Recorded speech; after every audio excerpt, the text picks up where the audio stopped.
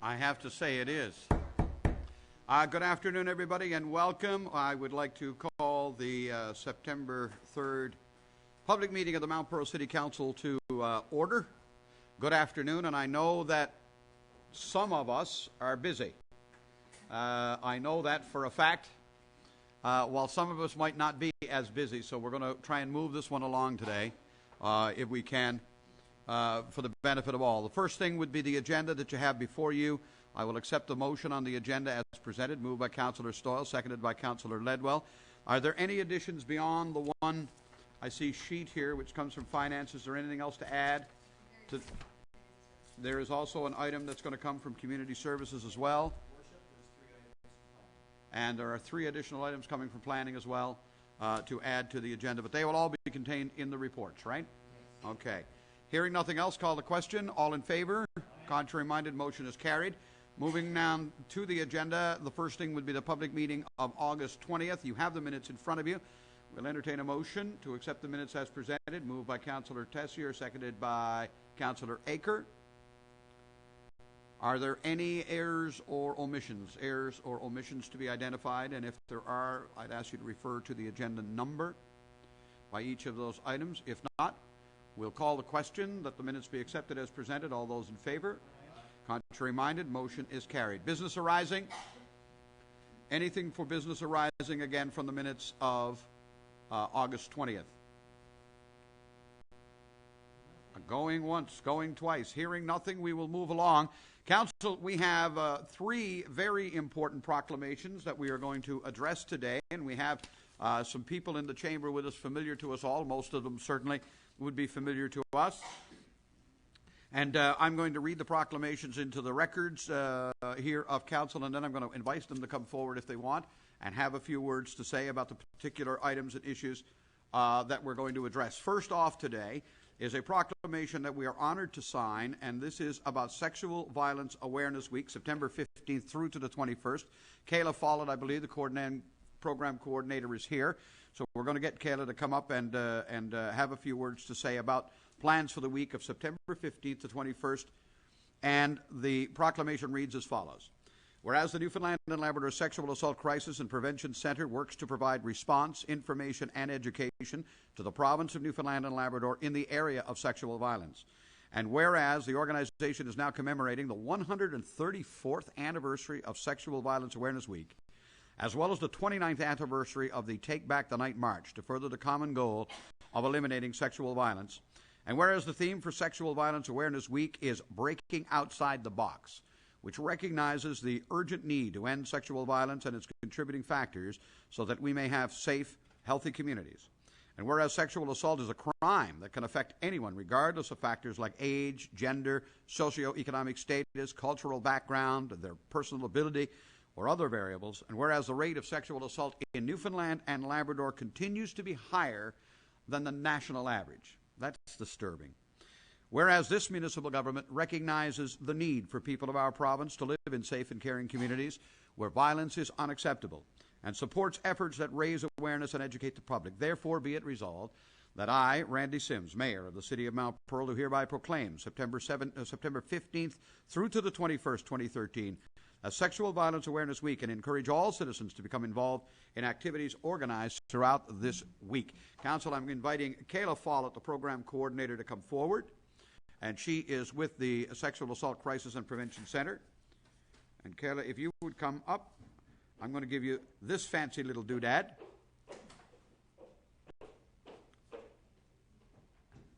And Jason is going to be our Kosh today. He's going to be our photographer.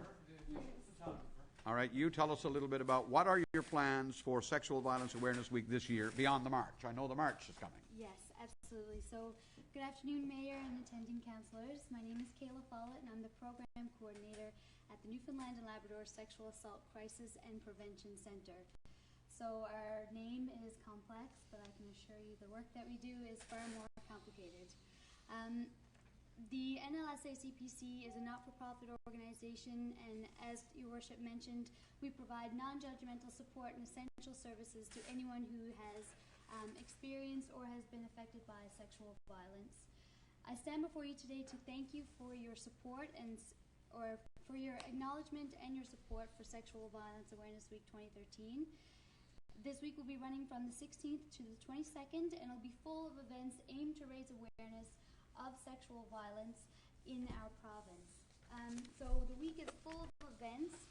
We have two flagship events. So the first one is a provincial forum, and the forum is on Friday, September 20th, and it's entitled Breaking Out of the Box, Changing the Conversation Surrounding Sexual Violence in Newfoundland and Labrador.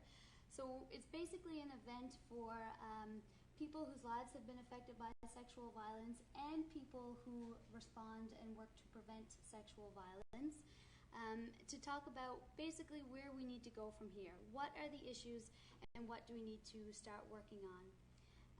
The second flagship event is the Take Back the Night March. So that's Friday, September 20th. It's the same day as the forum. And we ask that people go to Bannerman Park, meet there for 7. And basically the march represents women's right to be safe walking alone at night. Your proclamation signing is of great importance to this work and to our work more generally.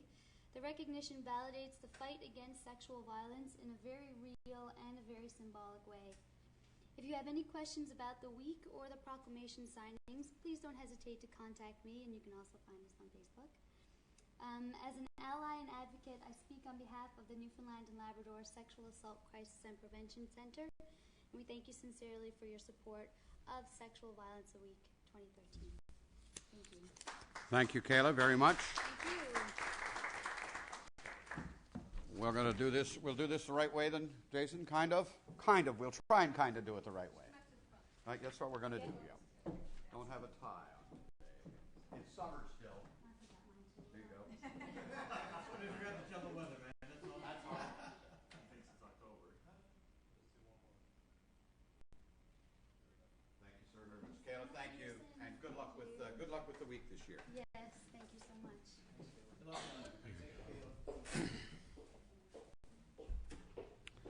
Thank you, Kayla, very much. Good luck with the program. We know the value of the organization, and certainly we know the value of the work that you do in our community. It is a sometimes frightening statistic, and it is disturbing. And the more both attention we can bring to this issue, and the more effort we can bring, one day such a week won't be necessary. And that would be a great day, I think, for us in this province in particular.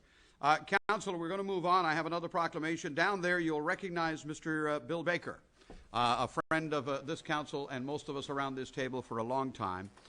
Bill is a tremendous advocate on behalf of Prostate Cancer Canada, prostate cancer research, one of the driving forces behind Prostate Cancer Awareness Month. There is no group of people in the world more uncomfortable than men talking about this kind of stuff. So they figured out a few years ago we actually needed our wives and our girlfriends and others to get serious about prostate cancer. They have, I think it's fair to say. And the Walk a Mile in My Shoes, which is an organizational event that stands out tremendously, is one of the more significant parts of prostate cancer awareness in our province. And I'm honored to have Bill with us today and to sign into the records of the city a proclamation naming Prostate Cancer Awareness Month for the month of September 2013. And the resolution reads as follows. Whereas prostate cancer is the most common cancer to affect men, and an estimated 23,600 Canadian men will be diagnosed with the disease in 2013. And whereas 1 in every 7 men will be diagnosed with the disease during his lifetime, those with a family history of the disease or those of African or Caribbean descent are at a greater risk of getting prostate cancer. Whereas the positive news is that 90% of prostate cancer cases are curable if detected and treated in their earliest stages. And whereas Prostate Cancer Canada's goals are twofold: to support research to uncover better diagnostic and treatment options, and to provide comprehensive support services for those living with prostate cancer. Therefore, be it resolved that I, Mayor Randy Sims, on behalf of the City Council of Mount Pearl, do hereby proclaim September 2013 as Prostate Cancer Awareness Month here in the city of Mount Pearl. And with that, Mr. Baker, I'm going to invite you to come forward and tell us a little bit about your plans, both for not just the day, but for the entire month of September. Well, this is what you get. This is what you get for letting me park in your driveway, Bill. Thank you, Your Worship, fellow councillors. I've been involved with Walcom Oil for some just about 15 years, and at that time I was diagnosed with prostate cancer, so I consider myself a healthy prostate cancer survivor. Walcom Oil is an annual event that raises funds and awareness, and presently we have about 20 other centres around the province who raise money for prostate cancer awareness. Unfortunately, as Randy mentioned earlier, men do not like the idea of thinking about prostate cancer, and believe it or not, we find over a number of years that women are the driving force behind men to get them to the doctor. And in fact, in this year alone, there's approximately 490 people in Newfoundland will be diagnosed with prostate cancer. The funds raised by Walcom Oil is used locally for awareness, and we try to do as much awareness as we can. We have monthly meetings, support group meetings, and we have guest speakers for every meeting, which brings the message across, and it's highly advertised throughout the province. So I want to thank you once again, Mr. Mayor and fellow councillors, for having us here today. And I know this will promote our walk once again. And by the way, our walk is on September the 14th around Mundy Pond. So it starts at registration is 9:15. We walk sharp at 10. It's only about a half an hour. So if you want to join us all, we'd be delighted to have you. Thank you very much. Thank you, Mr. Baker, very much. And I'll pass this on to you as well, which is a copy of the proclamation as signed and presented. Thank you, sir, very much. Good luck with the month and good luck with the walk. Thank you, Bill, very much.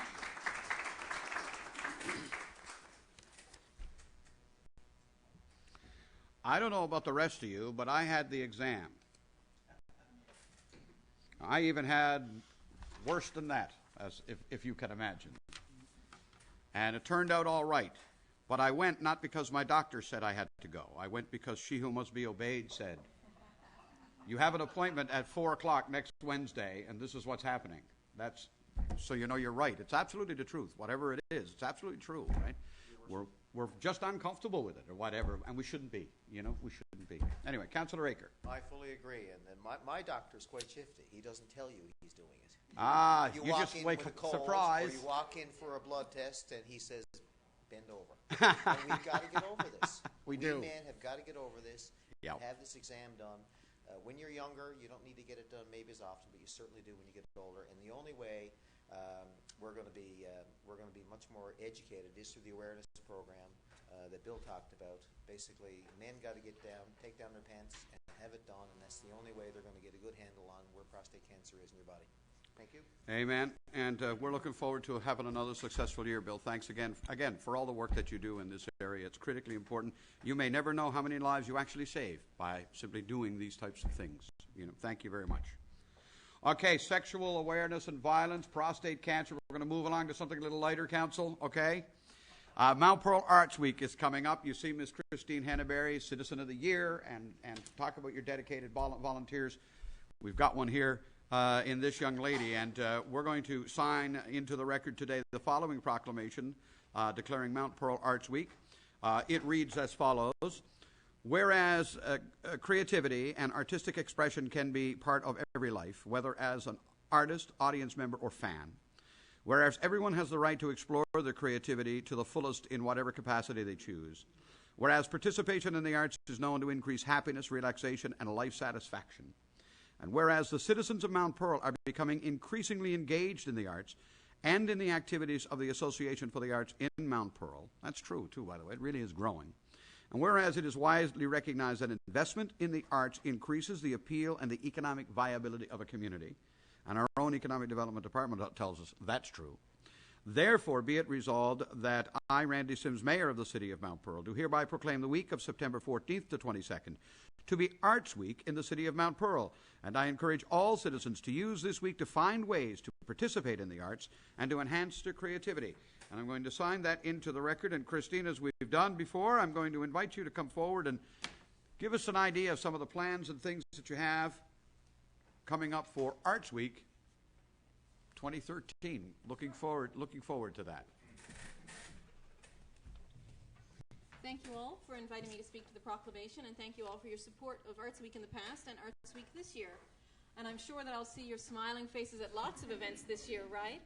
It's an excellent time to show your support of the arts to the general citizenry. Even you, Randy, even though you're in, just... Show up anyway. Yeah, it never hurts. It never hurts. I would highly recommend, for example, on September 15th, we have a murder mystery event going on. The tickets are just $20, and you get a murder mystery game and some snacks and a time to hang out with your friends. And I just want to tell you that Pauline has already bought 6 tickets. So I know he's not in your competition or anything, but don't you think it would look good if our city... Oh, sorry, I'm supposed to be official here. Thank you all for the opportunity. Now you know why. Now you know why the group is successful. Now, the Association for the Arts in Mount Pearl, there's a reason why our association is called the Association for the Arts in Mount Pearl and not of the arts in Mount Pearl. That's a very deliberate choice. And that's because we're not just about Mount Pearl art. We are about having art in Mount Pearl. We are for art in this city. We don't care where artists come from. We don't care where the people who participate come from. We want art happening here in Mount Pearl. And we've worked very hard since 2005 to make that happen and to bring artists together. And we also let our artists define for themselves whether they're artists, including this year under the umbrella of our Arts Week. We have some role-playing games where a group of people are getting together and using their imagination to create a world where they can all play together in this game. Seems artistic to me. We're going with it. Mm-hmm. We have our big festival on September 14th at Kenmount Park Community Center, and that's free. There's lots of stuff for you to do, lots of stuff for the kids to do. There will be art to buy and art to watch. We have everything from belly dancers to printmakers to a ukulele band, just everything you can imagine. And then we have a week of activities after that. You can check out our activity list at www.aamp.ca. Don't go to .com. The American Association of Meat Packers have nothing for you. And our phone number is 765-9383 if you want to get in touch. And you can also email us at info@aamp.ca. Anyhow, and we'd be happy to see you and happy to have you participate at whatever level you're comfortable in participating. So thank you very much, everyone, and we hope to see you between the 14th and the 22nd. Thank you very much, Christine.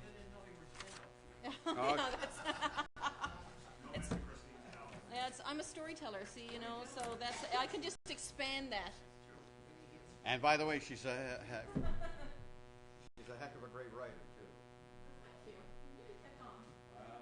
He already is. 4 years. He already is. Yeah, I have been kept on. Haven't you heard?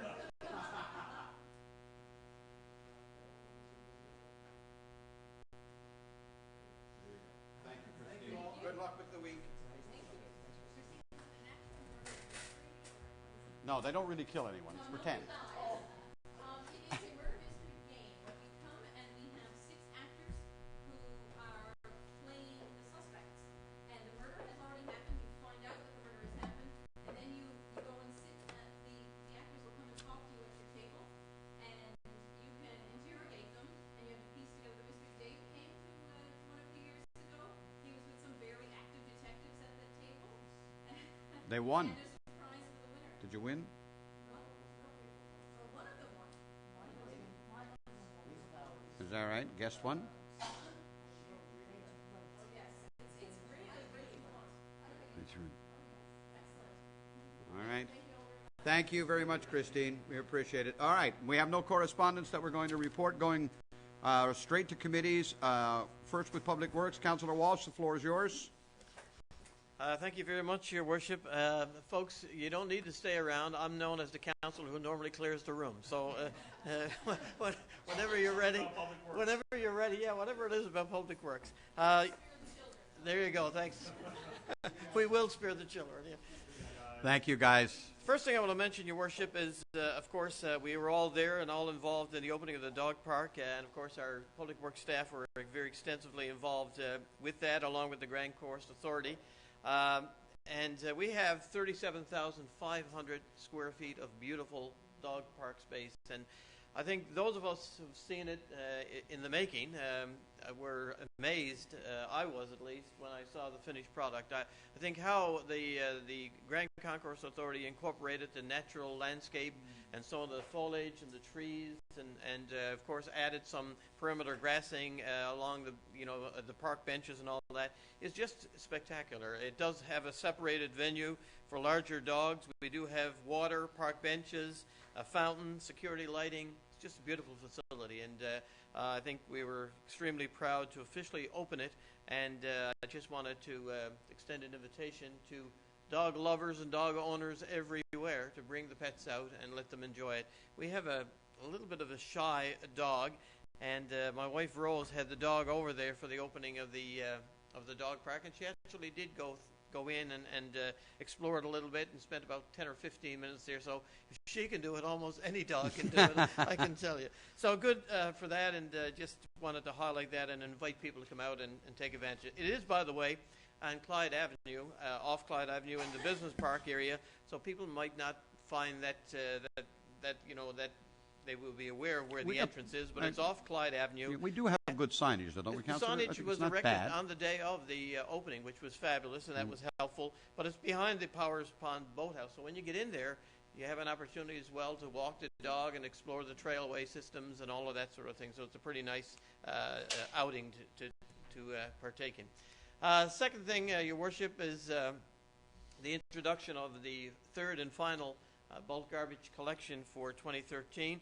That will be happening the week of September 9th. It seems that always the first and the last collections are always the busiest, the greatest uptake, and I guess it's understandable. This is the last opportunity to clean out the basement, the garage, the shed, or whatever prior to the winter setting in.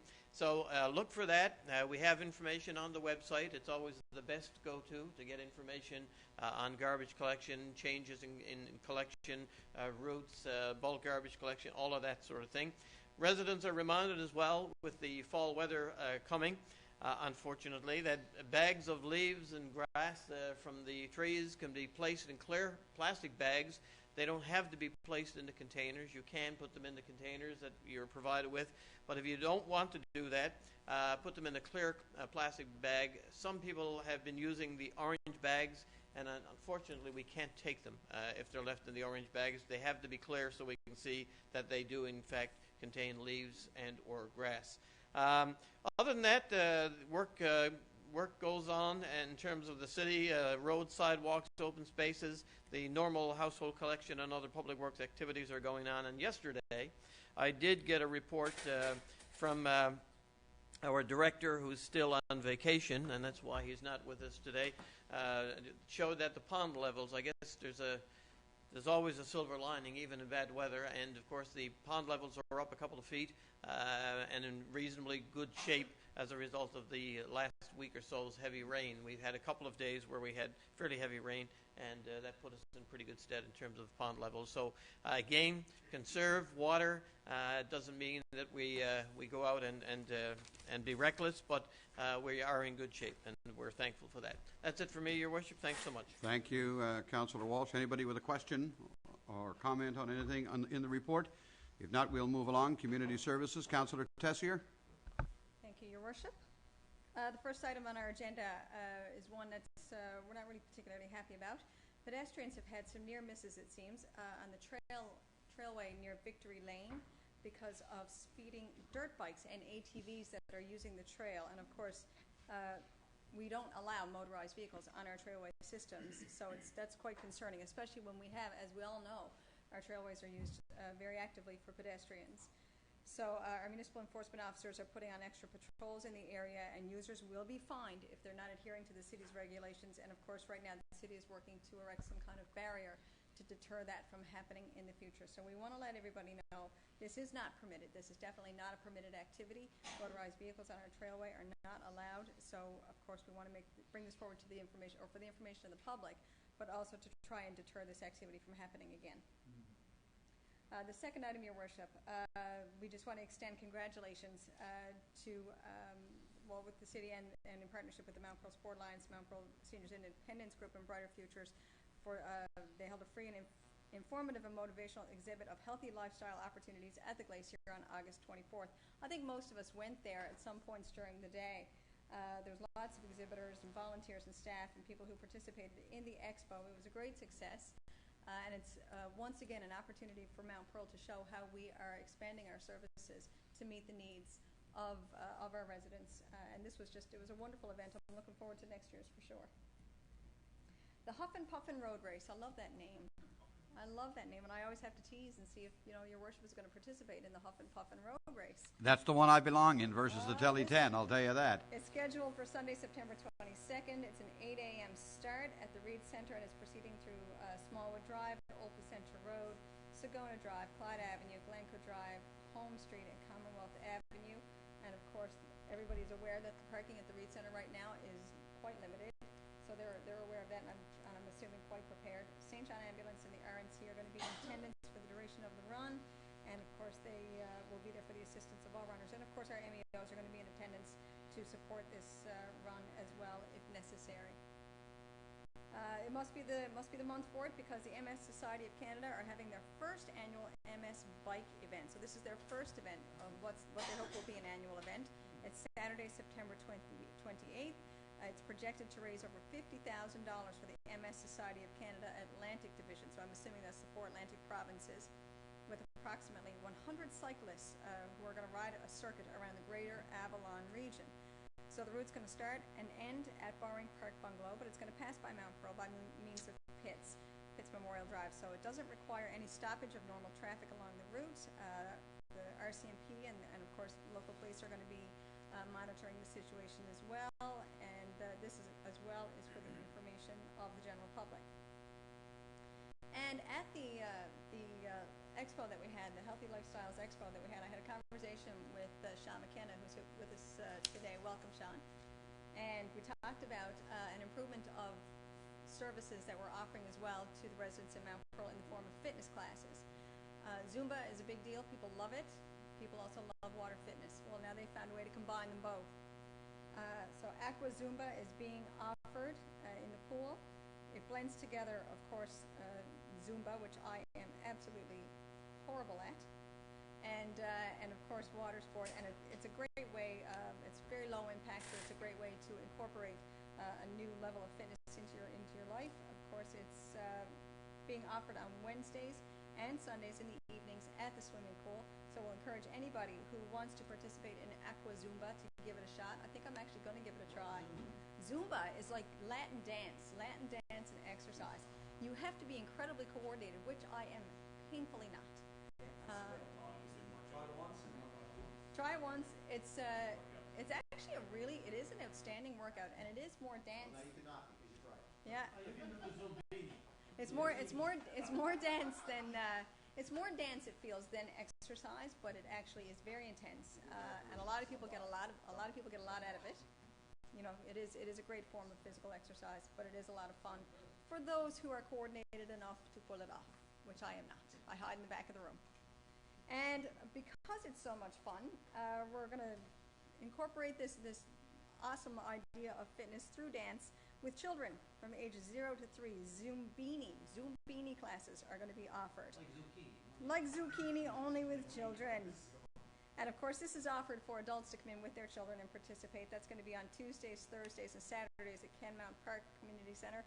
We're asking people to contact the Reed Center or the Mount Pearl Pool or the city's website for more information about that. Registration is going to start on September the 4th. Again, it's a nice way to incorporate exercise in the minds and bodies of our very youngest residents, 0 to 3, and it's called Zumbini, and it's a great new addition as well and a great option for residents in Mount Pearl. Isn't that neat? And that's it. Oh, no, it's not. One outside. Telling you a lie. Telling you a lie. Oh, yes, in keeping with Arts Week, the Association for the Arts invites everybody to participate, of course, in Art Fusion, which Christine did allude to and spoke in great detail about. It's from September 14th to the 21st. September 14th from 12 till 6 at the Kenmount Park Community Center is Art Fusion. There's so much that's going to be happening this week. Theater, games, crafts, storytelling, open mic, Jedi training. Who's going to do that? That might be neat, actually, for the people who are enthusiasts. I was going to say Andrew, he's the youngest one here. I was going to say Star Wars. He'll be our Jedi. Star Wars? Is Jedi Star Wars?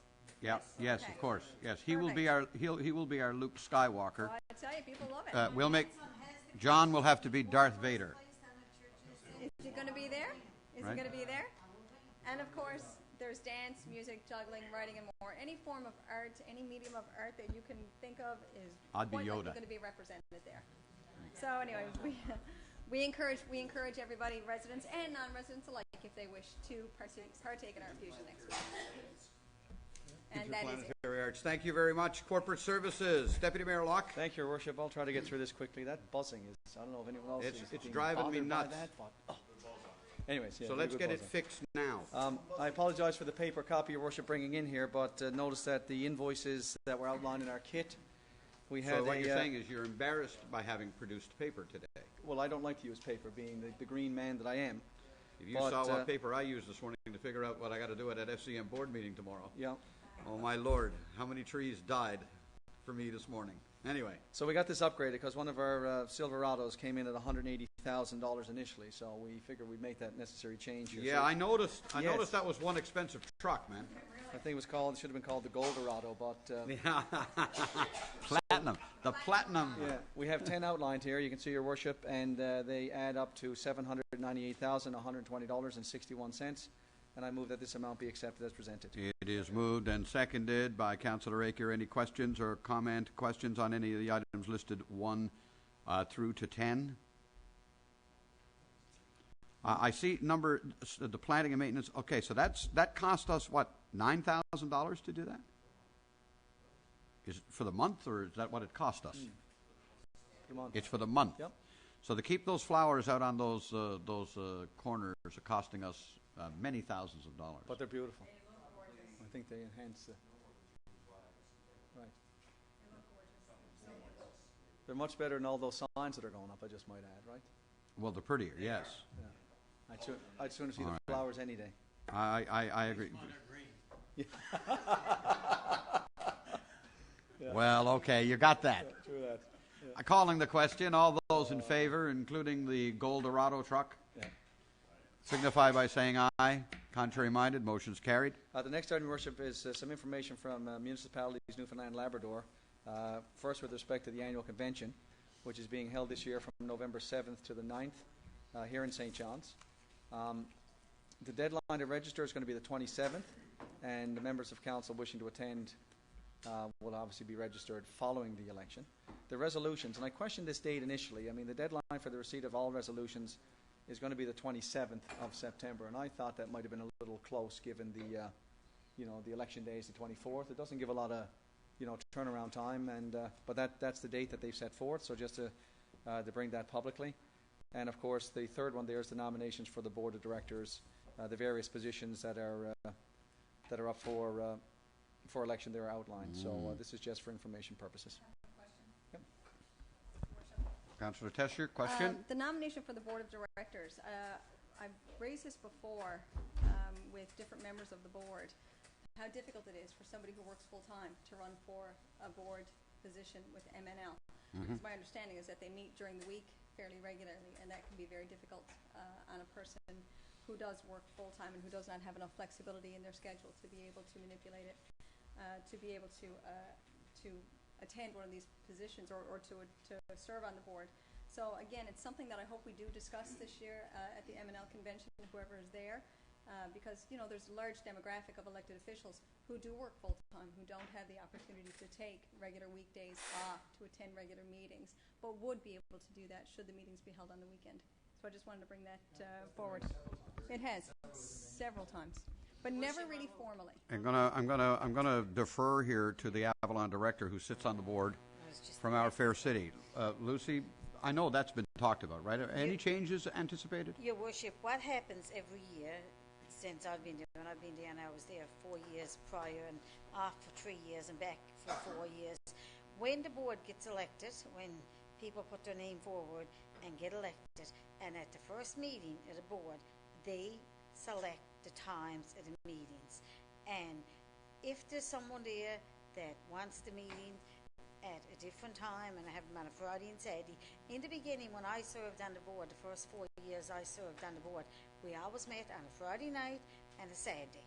And that can easily be changed. That depends on the board and the new executive when they're put in place. Every time a new board is put in place, they sit around and they discuss that, and it's decided between everybody that's sitting around the table. Consensus is what they've done, and the majority of the people the last number of years wanted the Thursday night and Friday because they wanted the weekend. If somebody was to serve on the board that didn't want that time, I'm sure it would be looked at and considered. But anybody anybody can offer themselves to serve, and this time is a little bit unique because the mayor of Corner Brook, of course, Nev Greeley, was the incoming president, and he's not running again. So the president is wide open this time around. It happened once before in my lifetime when the incoming president didn't get elected back. Neither did the vice president. Neither did the vice president. So of course everybody got to be I did. re-elected. Yes, Randy came in and got elected, but it's going to be an interesting term this time. It's going to be an interesting convention because there's going to be all these positions. Well, a lot of positions are up, but normally the president, somebody can run against them. I guess they have the opportunity to do that, but normally they got an incoming president that's past president and that's vice and moving into the position. But every time I've sat on the board, that's how they decide when the meetings are going to happen. So I'm only saying, since I've been there, that's what they've done. And the majority wanted the meetings on a Thursday and Friday. I guess, if I can, just further, I guess the concern that I have, and that I've expressed before, and I know others have as well, is if traditionally the board does meet during the week, it's very difficult to put yourself forward for a position if you're not absolutely certain that you'll be able to serve adequately in that role should you get that position. So that's the concern. The FCM board, the national board, which I'm representing the 3 cities now, they're meeting Wednesday, Thursday, Friday. I mean, seriously. So in our province, we have a situation where we've got a Make a Mark campaign. We're always complaining about everybody that sits on council now is a gray-haired, right? You've got to be retired to do the task. We're always saying we want more young people involved, but young people happen to be career people. They happen to be chasing their careers and their lives, and they can't, so they can't give up that time. When I first started on the NLFM Board of Directors, you met Friday night for a reception all day Saturday and Sunday morning, and then you came home on Sunday afternoon. That has since changed. Even the annual convention was held on a long weekend so that people could go to it on a long weekend. Even that got changed. And what you end up with when you look at the makeup of the Board of Directors, both nationally, the Board of Directors provincially and elsewhere, in an awful lot of these organizations, they have cut out about 70% of the possible participation by simply putting it at times that people can't live with. And, it's a point well made, Councillor, and we've made it before, and I have no doubt Councillor Stahls will make it again. And we will, and I do agree with her. I think at this particular convention in November, it'll get discussed. Because they really need to make it possible for younger people to be involved in the process. And to the point, instead of operating on consensus, to Councillor Tetzier's point, if you knew that the meetings were going to be held on the weekend and that was set, well, then you'd have more people step forth. Whether you'd have more people, they'd know. Right? They would know that, okay, what you're asking me to do is I have to give up 7 or 8 of my weekends over the course of a year to attend the. Am I prepared to do that? And if the answer, but the guy who's 38, he or she building a career with 2 children might be able to say, I can give up that 8 weeks. I'm prepared to give up that 8 weekends for my community and whatnot. But when you're saying to them, well, I got to give up 16 days work, well, hold on now. And that's really the challenge of it, Anyway, any other comment? Engineering services. Councillor Ledwell. Thank you, Your Worship, very much. We have 3 items on our agenda this evening. I'll try to get through them fairly rapidly. The first item has to do with the 2012 street upgrading that we continue to do, and of course it's also related to Council's continued commitment to make improvements in Donovan's. This is the awarding, or the approval to award a tender, the Phase 1 of the street upgrading on Sagona Avenue. You'll see that the tender was put out, the bids have come back, they're all listed in the kit there, and the bids have been reviewed by Bay New Plan. We've come back with a recommendation to award the package to the low bidder, which is Farrell's Excavating Limited, in the amount of $568,700 $774.20. The committee recommends the approval of the tender award, and I so move. Moved, seconded. Any question or comment? Does everybody realize what a pain in the butt this is going to be? Okay, as long as everybody realizes that this is another classic example of short-term intense pain For long-term gain. for long-term gain. How much of the road will actually get done here? I believe it's the entire stretch from The whole thing Placentia will right get- into Clyde Avenue. So it's going to get recapped. What else is going to happen on it? Curb, yeah, the curbs All will brand be new curb, completed. brand new. Are we putting in new sidewalk that didn't exist there? No. No plan for that? Well, $500,000, $500,000. But at least, to a point Councillor Walsh made some time ago, at least we're reinvesting in a place that does an awful lot of investing in us, right? You know, we take, as they say, a punt load of cash out of Donovan's. It's time we put some back. So this is a good first step in that longer-term commitment. Absolutely. Anybody with a question or comment? If not, we'll call it then. All those in favor? Contrary-minded, motion is carried. Moving on, we have the second item, and that's our regular update on the multiplex that continues on schedule and on budget. You'll see that 98% of the structural steel has gone up, and we've got the multiplex subroof now 100% enclosed. So you'll see that much of the interior work is now starting. The interior leisure pool, that has the concrete for that has been poured. Interior walls and stairways continue to be put in place. And the mechanical and electrical equipment for the facility is on site, and the installation for that is ongoing. Total, I guess, at the end of August, we're looking at about 67% complete as per the contractor. So again, the project continues to move along very well. The project is on budget and on schedule to be completed in the summer of 2014. Wonderful, wonderful. And the last item we have, Your Worship, is an answer to your question from the last public meeting that we had with regards to the fire hydrants and the idea of being able to paint them with our city colors. Unfortunately, we are not able to do that. Staff have checked in to the municipal water, sewer, and road specifications as it pertains to fire hydrants. As it turns out, they are painted red, orange, and green as per the level of flow that are associated with the particular hydrants. You'll see that the lowest flow rate associated with red hydrants, then you have orange, and the highest rate of flow would be the green hydrants. So they're colored the way they're colored for a reason, and therefore we cannot paint them the city colors. I have to say, proof there's no such thing as a silly question. All right? But it's a pretty good answer. I never ever knew that until... Right? Me neither. An orange or green one in Mount Pearl. Ours are all red, are they? Well, we've got these 38, I'm assuming that's liters per second is what that stands for, is it? Yes. Yeah, the flow rate is 38 liters per second. And they're all green. They're all red. So couldn't we leave the top red and paint the rest of the hydrant? Carry on. All right. All right, I guess the answer to that was no.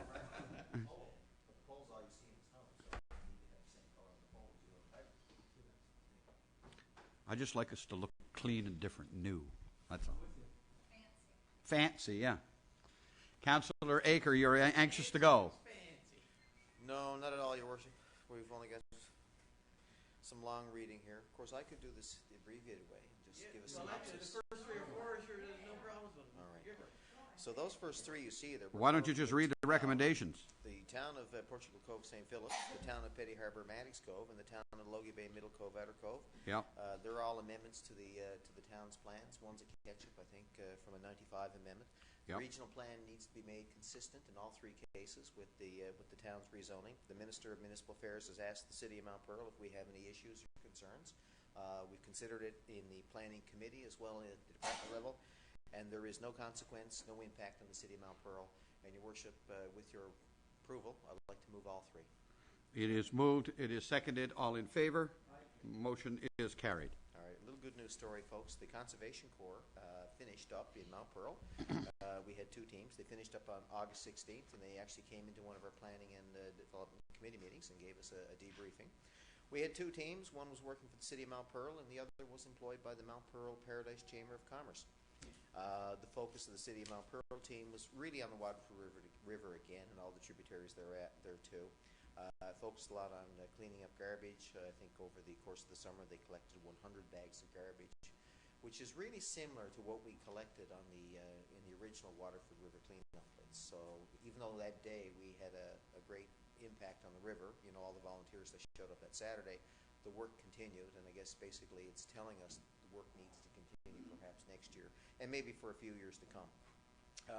The Mount Pearl Paradise Chamber of Commerce team, now they worked basically with the business sector, given that they were employed by the chamber. They had a 3-member team. They focused on 3 areas: the Pearlgate Shopping Centre, the Donovan's Industrial Park, and Mount Pearl's City Centre. And they did some surveying with approximately 500 businesses, and the emphasis of that survey was on recycling and waste management. And 2 main outcomes of their efforts was that they created a relationship between 6 local businesses and Scotia Recycling for a free curbside recycling program for collecting bottles, cans, clear film, and used electronics. Those programs are offered by Scotia. I think the challenge that Scotia has is getting out to the businesses. So basically the green team acted as a liaison. I think there's much more to be done in that area down the road. And then secondly, they learned that a number of companies in Donovan's are very interested in a commercial bulk garbage program to handle old office furniture. I guess where there's private waste collection, the city does not have as much control over the recycling effort, for example, as we do with our residential garbage and recycling programs, where we actually are the collector and we take the garbage down to Robin Hood Bay for both disposal and recycling. In many ways, maybe the business community is crying out for an alternative. Maybe not for the city to provide the recycling. Maybe we need, in the next council, maybe the next council must consider some form of regulation that would require that. Because Yes. I imagine some of those businesses, especially the warehouse-type business we see in Donovan's, must be generating a lot of cardboard. Not to say that they're not recycling now. That's probably the point we don't know about.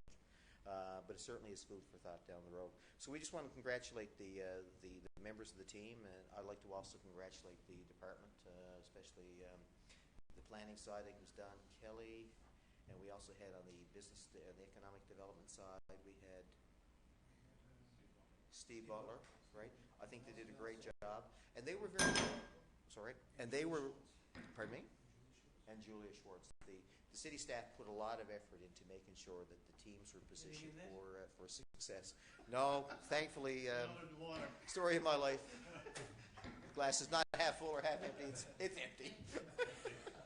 Oh well. Anyway, so we just want to pass on congratulations, and we look forward to the city having a strong relationship again next year with the Conservation Corps of Newfoundland and Labrador. Final thing here, no, not the final thing, number 5 in the kit, is a building extension and request to eliminate a joint access agreement at 35 Commonwealth Avenue. There's a joint access agreement between 35 and number 37 Commonwealth.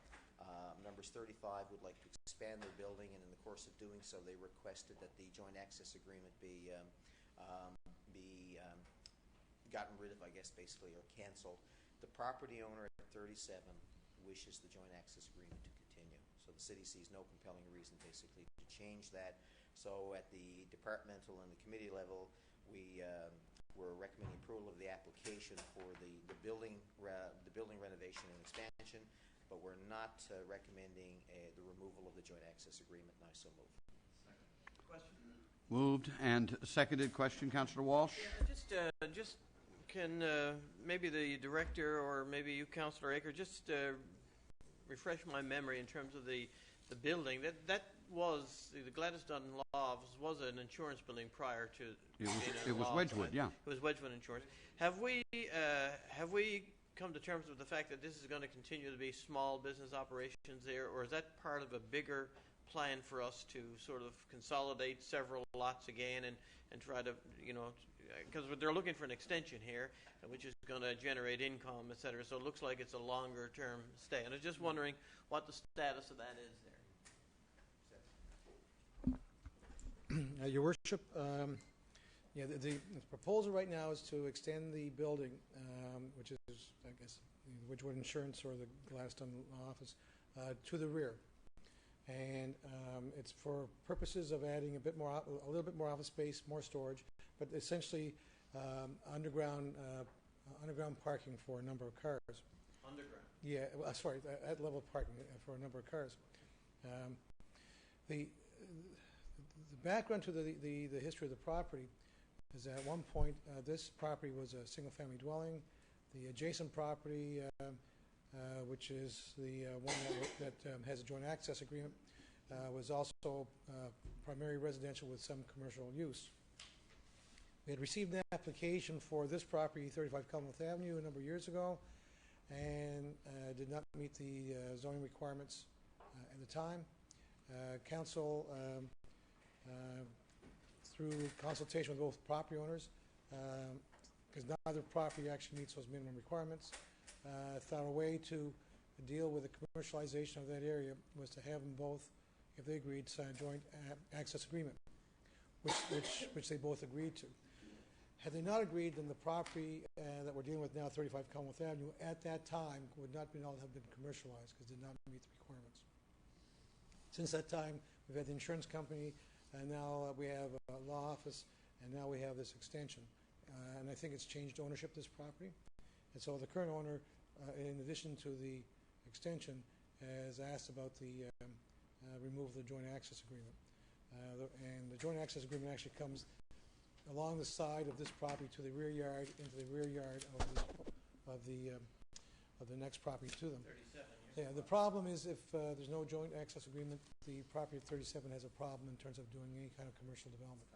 So as a result of that, the committee did say we should check with the property owner at 37, see their views about the access agreement. They came back and said, no, we want to keep it in place. But that access agreement does not hinder the development of this 35. No, I guess the question is more about, so we're basically allowing an extension so that we're sort of settling on the fact that this will be a converted residential property into a commercial, enterprise now with an extension, and we won't be looking at either land banking or purchasing or anything else unless the market dictated that and they purchased the property. I guess that's it, is it? We didn't look at any options in terms of land banking for these properties. The department, when we took a look at the application, was basically the historical development of the site. Yeah, and given that both sites right now, I should have explained, one is a commercial property, one's a converted residential house into a commercial property. Next one, so it's still being used partly for residential purpose, but also as a commercial office use related to a construction company. And actually, if Council recalls, I think within the past 2 years, we actually issued a permit for an extension to the accessory building for storage purposes. Yeah. So really, unless there's a private interest that wants to buy both properties to turn them into a much larger commercial use, I think what we're seeing is kind of the development pattern being set for these two properties, unless Council decides in future. I think what you got is what you got. That's the question you asked, and I really believe the answer to that in the short to mid-term is it's going to stay as these small kind of like boutique initiatives on both those properties at the moment, I think. Okay. Anyway, is there... No, I guess you call the question. Call the question. All those in favor? Contrary-minded, motion carried. Next item is 50 Commonwealth, Earl Consulting on behalf of Cabot Holdings. Recall that there's a redevelopment occurring in the strip mall up there at the top of Commonwealth, but basically there's been some changes made to the original plan. This is coming back to Council because part of the original development permit was to put in 2 drive-thrus, and there's been some changes, including some changes to the drive-thrus. I'll give you a brief synopsis, as it says here in the kit, about the revisions. There's no longer a bank going there. The north end of the building will not be demolished. The exterior renovations to the facade of the building will proceed, which is nice. The drive-through entry location will enter from the rear of the building, and that's probably the biggest mitigating factor in all this. That drive-through, instead of coming through the front of the building or the side of the building, will now be in the back. But on the other hand, that may impact the residential houses that are behind the property. We maintain vehicular access around the perimeter of the building, which is good, and that's at the other end where Around the World is. You'll still be able to go around the entire building where the changes are being made, whereas right now you can't go through, as you go down toward Dougie's and Around the World, right. You cannot access the rear of the building. Now that piece of the building's coming down still. That's coming down still, yeah. So that's the next point. The south portion of the building will still be demolished. The proposed retail area will be increased from 14,250 square feet to 185 square feet. Reduction of parking by approximately 13 parking spaces, but there will be a dedicated parking area as illustrated there that should improve site flow and deter parking spaces from being utilized as loading spaces. One of the issues I think with that property is all the retail frontage is along Commonwealth Avenue, yet there's lots of parking out back. I think what the business developer here, or the owner's trying to do, is encourage parking on both the front and the back. Clearly by having a circular pattern going around the entire building, they are trying to encourage that. The stacking lane, as a result of the changes in the drive-through, will accommodate one less car. But again, the relocation to the rear of the building and further away from Commonwealth Avenue would suggest to us at the committee level in our discussions, that any stacking out into the road should be very, very minimal and would not be on the Commonwealth. I don't think we're going to see that in this particular case. When I said that, St. Andrews Avenue. So we did have, because of the changes and because in the previous discretionary use we had polled the residents through a public consultation process, we had basically an open house, and it was on Thursday, August 1st from 4:30 until 5:30. We sent out public notices to all the neighboring property owners, and essentially we've received no objections to the revised plan. So the department and the committee is recommending approval for this revised development to be issued to reflect the revised plans at 50 Commonwealth, and I so move. Moved, seconded by Councillor Ledwell. Question or comment? All those in favor? Contrary-minded, motion carried. The second last item in the kit is building permits 52 through 57, and basically that's for the period August 19th to the 30th, and I so move. Moved, seconded, all in favor? Contrary-minded, carried. Residential building permits for the period August 17th to the 30th, and they do total, bear with me please, the total for this period is $894,650, and I so move. Moved, seconded, all in favor? Contrary-minded, motion carried. It's sad today how 3 houses can dominate the entire approval list. Unfortunately, that's what our young people face in trying to afford a house down the road. Anyhow, let's move on. Next page. We also have commercial building permits for the same period, and they total for this period $3,681,900, and $3,681,200, and I so move. Moved and seconded. All those in favor? Contrary-minded, motion is carried. 3 other items. I have a piece of paper, but these are included in your kit. They're not in the original council kit, but they're separate downloads. Right. In the Dropbox. Yes, thank you. So I can wait while everybody...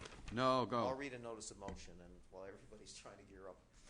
In accordance with Section 39 of the City of Mount Pearl Act 1988, take notice that in accordance with Council's public notification policy, I will, at a regular meeting of Council, move an amendment to the text of the Mount Pearl Development Regulations 2010 that, if enacted, will, in Section 6, General Development Standards, amend Regulation 6.4, titled Buffers, by adding the following regulation immediately after Regulation 642. Regulation 643, Flanking Street Side Yards.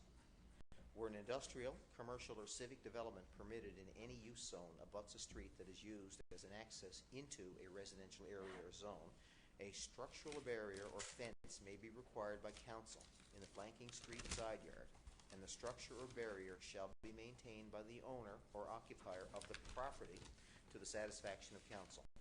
The purpose of this proposed amendment is to provide council with the authority to require flanking street side yard fencing or structural barriers for screening purposes on commercial, industrial, or civic lots that are located on streets that provide access to residential neighborhoods or zones.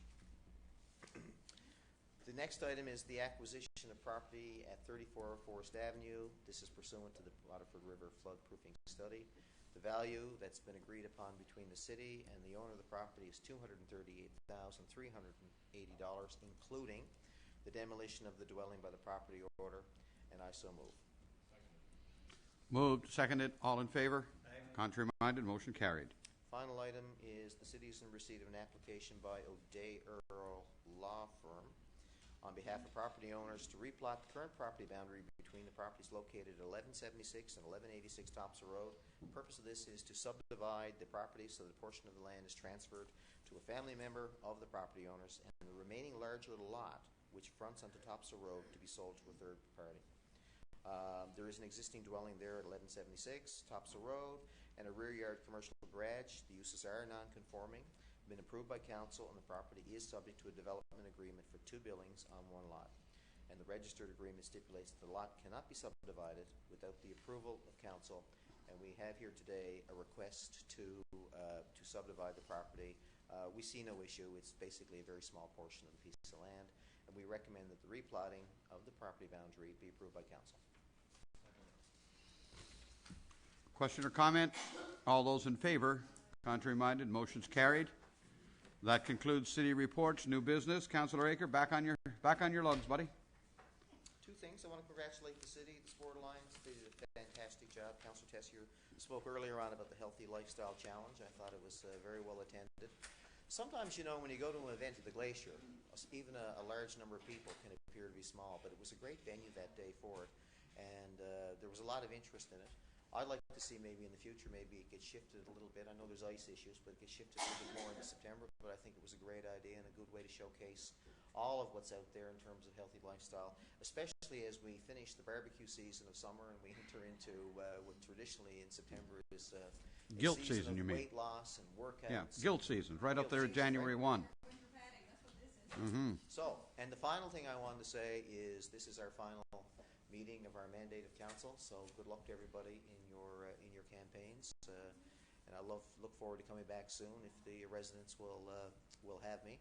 I've had a pleasure working with all of you, and it's been good. I think we've served the city very well. So congratulations and good luck. Thank you, Councillor Tessier. I didn't realize this was our last meeting before the election. Well, then I too want to say it's a pleasure, of course, to work with this esteemed group of individuals, and of course with the staff at the City of Mount Pearl. So we're steamed now. Esteemed. The staff are second to none, make no mistake. The people who work behind the scenes running this city and in front of the public as well are absolutely stellar individuals, and we're very, very lucky, and as I feel very lucky to work with everybody here. So, like Councillor Aker, if the public sees fit to have me back for another 4 years, it would be an absolute thrill and honor to do it again. I want to congratulate, of course, we spoke about the dog park. The grand opening was wonderful. His Royal Highness Jack Tessier had a great time. He's been there a couple of times now, and if, like Councillor Walsh's dog now, my dog is not really used to dog parks, but he really very much enjoyed it there, and I suspect we will become quite regular at this particular facility because it's beautiful. It's definitely the most beautiful dog park in the province. I would challenge someone to find a nicer one. I want to express condolences to Bob Hillier's family. Mount Pearl, this is a hard year for Mount Pearl. We've lost some serious pioneers and pillars in our community this year, and Bob Hillier certainly stands amongst that group. He has given so much, particularly to sport in Mount Pearl. I think he was the creator. He started the Sport Alliance. Founding. Yeah. So he, and of course, you know, we've seen what that's done for minor sport in Mount Pearl and for all of the young people who have benefited from it so greatly. Bob was the first person. The first time I met him was shortly after I got elected the first time, and we were at a fundraiser. And I told his wife Janet this story last night. He came over and said, "Well, councillor," with his very, very big voice, "of course you're going to have some tickets." And I said, "Oh yes, of course." And I reached into my wallet and I pulled out a 20 and I said, "I'll have." He said, "What, $20 we'll give you?" And he said, "Always take out what you're prepared to give me, because you will not get change." Indeed. That certainly was proven true. Right. So he was very, very, very good. But he did it all for the benefit of minor sport in this city. And I was talking to him about a month and a half ago, actually in the hospital when my son was in, and we had a grand chat, and he continued to be such a generous, gracious, lovely man right up until his last days. So my condolences to Janet and to Rodney and Deborah, and of course all of their extended family on his passing. Thank you. Deputy Mayor. Well, all my items have been touched on, Your Worship, the dog park, the Healthy Lifestyle Expo, and of course I too, first of all, extend a congratulations to you, Your Worship, publicly for your return to the Mayor's chair. You've done a fine job. Thank you. It was a hard-fought campaign. Representing our council. Thank you. And representing the city. So again, my hat goes off to you, as well as Councillors Aker and Tessier have said. It truly has been a pleasure working with everyone around this table at the council end. And I've said that going door to door to the folks that, you guys work very well on behalf of the residents of Mount Pearl. And I, too, am hopeful that I'm able to return and continue the work that we have all done and done such a great job. Also, I, too, want to send out a big heartfelt thanks to all the staff here, because it's not until, I guess, you get involved with council that you realize just how much work you guys do behind the scenes that make us look good and make this city function as a well-oiled machine. So I wish to extend a sincere thank you to all you folks, and please pass it on to the members of your individual departments. That's it for me, Your Worship. Thank you. Thank you, sir, very much. Councillor Ledwell. Thank you very much, Your Worship. I do want to begin by extending condolences to the family and many, many, many friends, of course, of Mr. Hillier. Certainly you wouldn't find a more generous soul who put a lot of time in to a lot of different causes, and certainly we're going to miss him in Mount Pearl. I do want to make mention of his work with the Youth Opportunity Fund as the chair of that board that allocated many, many funds to many, many deserving groups. So certainly he'll be missed, and so my condolences to Janet and the family and all of his many friends as well. I, too, want to thank everybody. It's in my short time on council, I've had a great time working with each and every one of you, both council and staff. Certainly it's been an honor and a privilege to serve with you. I certainly hope that I'll have the opportunity as well to come back and continue to serve. Your Worship, congratulations to you on your acclamation, certainly very well deserved. And I hope that I'll be back here to join you in a few weeks' time. That's it for me. Thank you. Councillor Walsh. Well, we're pretty much got the same items. I think, again, to Bob and his family, the heartfelt condolences that I know in support of this entire community is behind them. I believe it was Councillor Aker mentioned as well that when he was there today at the funeral home, the grandmother of Gary Martin, so, Kevin and his wife have been long-time residents of Mount Pearl, so I haven't yet been to the funeral home, and I have to go there this evening, and I'll drop in and see both. But you're right, Councillor Tesher. We've lost a lot of tremendous residents this year who were very generous contributors and great community volunteers. So it's been a difficult year for Mount Pearl in terms of the loss of such incredible individuals. I also want to extend best wishes to all my council colleagues for the upcoming election. The race is on, as they say. It's heating up, and I guess we're 3 weeks from today to another election. I am delighted to see, though, that we do have some interest from the outside. As much as I'm biased, and I'd love to be re-elected, and I'd love to see the opportunity to work with this entire council just as it is. That's a bias that I have, and I don't mind saying. But it's also nice to see some interest in the election, at least. So the fact that we have 13 candidates vying for positions on council is healthy. Democracy is alive and well in the city of Mount Pearl, and that's always a good thing. But for me, and for my money, it all rests with this crowd here, right here, because I think this council has done a tremendous job. We've had great support from our staff, and they always do a great job on our behalf. And again, to you, Your Worship, congratulations. I do envy you, though. I gotta say, like, every time we're out banging down, the door-to-door part is actually a bit of fun. You can enjoy that, but there's nothing fun about the signs and some of the other stuff that goes into it. I was out there today getting wet and putting up some signs, and I was saying, this is not easy. This is not the part that's fun. This is not the part that's fun. No. So congratulations to you, well deserved, and I think the fact that you were acclaimed again is a testament to your leadership and the work that we've done together as a council, actually, and I was delighted for that as well. Even though it does take a little tinge out of the race, not having a race for mayor definitely does ramp it down a little bit, unfortunately. But I was delighted for you, and very well deserved. So congratulations. Thank you, sir, very much. Appreciate it. Councillor Stoyles. Thank you, Your Worship, and as Councillor Welch stated, we're all basically saying the same thing. I too want to pass on my sympathy to the Hillier family. First, when I came here, the Sports Alliance was just getting started 18 years ago. So time flies, and certainly Bob put an awful lot into the Sports Alliance, and he's certainly going to be missed. He has been missed over the past couple of years since he left the sports lines and retired, but he's going to be missed even more now that he's gone. At least he was there prior to give guidance, and he was around last year when the soccer had their 40th anniversary and played a major part in that. Also, Your Worship, to you, congratulations, and I too want to say it certainly has been a pleasure the past 18 years working with staff here.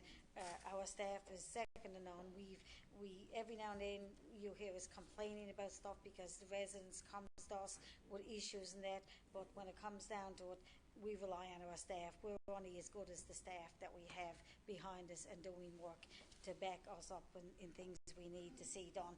And over the next number of weeks, I know I spend all day today on Smallwood Drive, and I think I have about 15 complaints to pass on to the staff. So over the next number of weeks, they're going to be harped on as much as we're going to be harped on, because we're going to be, each and every one of us are going to be bringing more and more issues to them over the next month or so. So best of luck to everybody, and I too certainly hope that I will be around if the residents of Mount Pearl thinks I'm worthy to be here. Thank you, ma'am. I have one other thing to mention, and as everybody mentioned, the healthy lifestyle expo that was on the go. I took the time to go around each and every one of the booths, and certainly the seniors, Mount Pearl seniors, had a great booth, and at the end they offer some great programs, and they start their programs up again next Wednesday down at Parklands, not tomorrow, but next Wednesday, and we have a large number of seniors that take part in a lot of different activities throughout the winter months especially, and looking forward to them getting the program started again next week. But one of the things that I didn't know about, that I was quite interested in, that the Red Cross has a loaner program. We know they loan all kinds of things out, wheelchairs and things like that out to the public, but I didn't know that they loaned out life jackets, PFD as they're called, and you can board them, especially people who are going on vacation for a couple of weeks or a month and just want to go canoeing or to do something like that. They will loan a PDF for up to 2 weeks, and if you're going on vacation for 3 weeks, you can request it for that extra week. But it's a great program. It's a life safety program that I think, and it may save somebody's life, hopefully. And they offer that program, and I was so delighted when I was up there to see them doing things like this. And they said, if you know of anything else that we should be offering, come and let us know, because that's what we're here for, is to offer stuff to the public. So Very I wanted good. to mention that as well. So, and like I said, I had never heard of it before. I'm a boat owner. I have loads of life jackets. Every time I go to a flea market and somebody is selling life jackets the past number of years, I've been buying them up. But they buy them, and all they ask is people bring them back clean, and that's always a great service that the Red Cross offers. And that's it for me, Your Worship. Thank you very much. Just before we call for adjournment, just for council's advice, there was another illegal dump found in the city this morning. This one about 2 minutes in off Evans Place on the Trailway. It got reported to the media before it got reported to us, which is disturbing. So we ended up having to do a media interview on that today. Eric Arsenal and the crew have, subsequent to all of that, gotten in there this afternoon and cleaned that up. But once again, it goes to show, even in an area as highly urbanized as Mount Pearl, we still got people who are willing to take the risk and try and dump stuff in what for us we would classify as open space area, because we really don't have enough forested area to say, you're in the woods in Mount Pearl. Were they attempted to identify? There was an investigation underway and an effort being made, but that's the last I heard, and that was lunchtime today, okay? But just to pass on to everybody, once again, it's happening, and I think we should remind citizens that they have an obligation they themselves not to do it, because quite frankly, I believe that some of the times illegal dumping is not somebody from Mount Pearl dumping it in Mount Pearl. It's somebody from somewhere else dumping it, and vice versa. And I think we should place an emphasis on reminding all of our citizens that they have an obligation as well. Report the suspicious activity. You see a pickup truck driving up the trailway, there's something going on, and somebody should report it. Anyway, I just wanted to pass that along to council to let you know that even when you go out campaigning and you knock on doors in the next couple of weeks, you're going to find somebody, I have no doubt, going to tell you a story about some illegal dumping or something like that that's going on in our trailways all the time. A very special note on Bob Hillier. I don't know, it was Councillor Tessier or Councillor Stoyles, one of you said, what a summer. We lost the great Gordon Seabright this summer. We lost Sonia Lehman this summer. We've lost Bob Hilliard this summer. They are pioneers as well as pillars of our community. They will be sorely missed. We have already made a donation in honor of Bob. We will be passing along our sympathies to his family, obviously. And I had the honor of being able to do that on behalf of council this afternoon. And I know most of council will be able to attend the funeral rites tomorrow. Unfortunately, council, I will not be there. This FCM National Board has its orientation at the very same moment. Given I've never been at one, I better show. But I did have an opportunity to pass along our condolences today, and I trust that you will do that on my behalf tomorrow for those of you who have the honor of attending the celebration of Bob's life. With that, I want to wish you all the very best of luck in the campaign. I've been asked by about 1,400 people who they should vote for. I just want you to know that I have not identified anyone. I've only said you wouldn't make a bad choice if you voted for the current council. If I see you all back here on the 24th of September, it will be the second happiest day after the 29th of August. Have a great campaign, everyone. We are going to take a motion to adjourn. Deputy Mayor moves. We stand adjourned.